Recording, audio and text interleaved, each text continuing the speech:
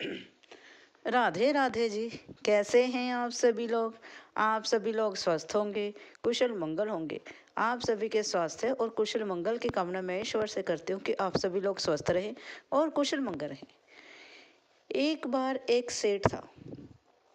उसके पास ही उसकी कोठी के पास ही एक गरीब व्यक्ति का मकान था, जिसकी एक प्यारी सी बेटी थी। वह अब ब्याहने के लायक हो गई थी, जिसका नाम था रुक्मणी। वह सेठ यह नहीं सोचता था कि मेरे कोठी के पास किसी एक गरीब का मकान है। एक बार उस गरीब व्यक्ति ने सेठ से कुछ रुपए उधार लेने के लिए कहा। कहा कि सेठ जी, मुझे कुछ रुपए उधार दे दीजिए, मेरी बेटी सयानी हो गई है, मैंने उसका विवाह करना है। सेठ ने रुपए देने से इनकार कर दिया। कुछ दिन यूं ही बीत जाते हैं। एक दिन सेठानी जो है वह सेठ से कहती है, देखो उसकी बेटी कितनी सयानी हो गई है। लड़कियां तो मानो इस प्रकार से बढ़ती हैं जैसे चंद्रमा बढ़ता है, और वह ब्याहने के लायक हो गई है। हमें उसकी मदद करनी चाहिए ताकि वह व्यक्ति अपनी बेटी की शादी अच्छे ढंग से कर सके। सेठ कहता है कि हाँ, उसने मुझसे उधार पैसे मांगे थे, जिसे देने के लिए मैंने इनकार कर दिया, क्योंकि वह जो सेठ था बहुत बड़ा व्यापारी था, और वह यह सोच रहा था कि अगर मैं इसे पैसे दे दूंगा तो यह मुझे कैसे लौटाएगा, क्योंकि उस गरीब व्यक्ति में पैसे लौटाने की क्षमता नहीं थी। सेठानी कहती है, कोई बात नहीं है, बेटियां तो सबकी एक जैसी होती हैं। हम समझेंगे कि वह हमारी बेटी है, इसलिए हमें उसकी शादी रचाने के लिए हमें कुछ पैसे दे देने चाहिए। इतने अभी सेठ और सेठानी बातें ही कर रहे होते हैं कि उनके घर में एक चोर घुस जाता है। जो चोर है वह लाइट जलने के कारण कहीं कोने में छिप जाता है और सेठ और सेठानी की सभी बातें सुन रहा होता है। जैसे ही सेठ और सेठानी की सभी बातें संपन्न होती हैं तो वह सो जाते हैं। बत्तियां बंद हो जाने के कारण जो चोर है वह भी अपने कार्य में लग जाता है।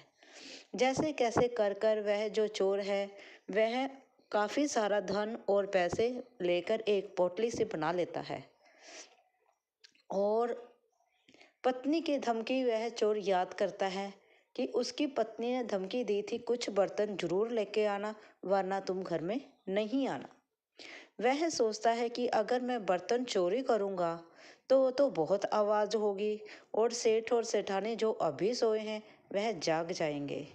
डरता न करता क्या करता चोर जो है वह कुछ एक दो चार बर्तन रसोई घर से उठा लेता है, और वह धन और हीरे जवाहरात जो थे उसके धन और गहने सेठ और सेठानी के और कुछ बर्तन लेकर वह वहाँ से रफू चक्कर होने की फिराक में होता है। जैसे ही वहाँ से निकलता है वह गरीब के घर में पहुँच जाता है, जहाँ जो है उस बेटी का बाप जो है और वह उनकी माता जो है वह सोए नहीं होते हैं, वह जाग रहे होते हैं। जिनके घर में एक जवान बेटी होती है उसके माता पिता को नींद भला कैसे आए। वह कह रहे होते हैं कि हमारी जो बेटी है वह सयानी हो गई है, अब उसकी शादी करनी चाहिए, हमें उसके हाथ पीले कर देने चाहिए। इतना ही बातें कर रहे होते हैं वह व्यक्ति बोलता है कि आज मैंने सेठ से कुछ पैसे उधार मांगे थे।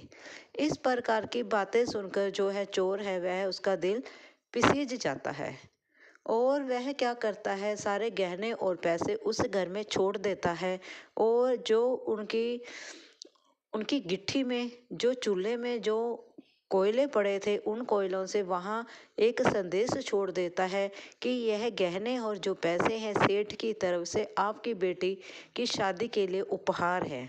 आप अपनी बेटी की शादी बहुत ही धूमधाम से और अच्छे ढंग से करें, यह पैसे आपके लिए हैं। इतना कहते हुए वह चोर बर्तन लेकर वहाँ से चला जाता है। जब सुबह होती है जो सेठ होता है वह देखता है उसके घर में चोरी हो गई है। चोरी का जो वह देख लेता है, उधर जो है वह गरीब व्यक्ति तो जाग ही रहा होता है, वह देखता है उसके घर में धन और गहने पड़े हैं। सेठ के घर में चोरी देखकर वह गरीब व्यक्ति कहता है, सेठ जी शायद यह सामान आपका हो और चोर यह संदेश भी कुछ लिख के गया है। सेठ जो है वह संदेश पढ़ता है और उसका दिल जो पसीज जाता है और वह कहता है कि ऐसे चोर तो पूरे जहां में होने चाहिए, ऐसे चोर तो जगह जगह होने चाहिए जो हमारे जैसे ना हो, जिनका दिल इतना पवित्र हो। सेठ कहता है, चोर ने यह कार्य बहुत ही ठीक किया है। यह पैसे और गहने तुम रख लो, तुम अपनी बेटी की शादी अच्छे से कर दो। इस प्रकार से उस गरीब व्यक्ति की जो बेटी है, उस गरीब पिता की जो बेटी है, उसके हाथ पीले होते हैं। सेठ और सेठानी खूब धूमधाम से उसकी बेटी की शादी की तैयारियां करते हैं और सब रल मिल के उस बेटी का कन्यादान कर देते हैं और कहते हैं कि बेटियां सबकी सांझी होती हैं, सबकी ही होती हैं। बेटियां जो हैं वह बहुत ही प्यारी होती हैं और यह भी कहते हैं कि हमसे अच्छा तो वह चोर था जो इतना अच्छा कार्य कर गया, जो कार्य हम ना कर सके वह चोर ने कर दिखाया है। इस प्रकार से इस कहानी से हमें यही शिक्षा मिलती है कि हमें दूसरों की मदद करनी चाहिए।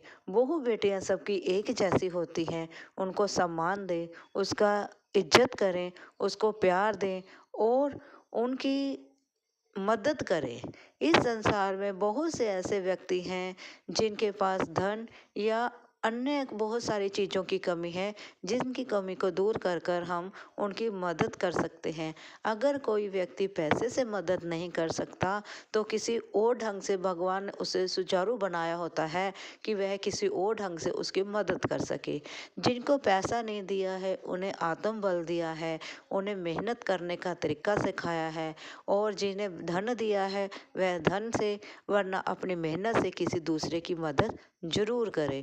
और अगर आपको मेरी यह जो लघु कथा है अच्छी लगी हो, प्लीज़ लाइक और सब्सक्राइब जरूर करें।